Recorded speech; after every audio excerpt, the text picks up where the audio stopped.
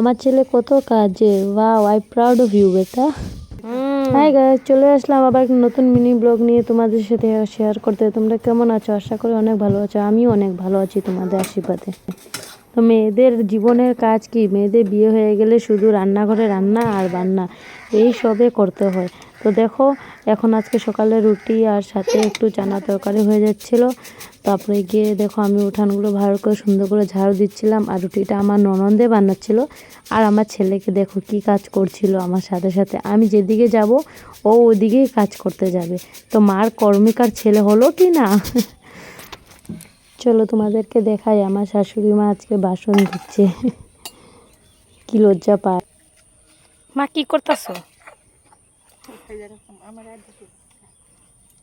ভাই মোবাইলে আইতে না একটু লজ্জা পায়।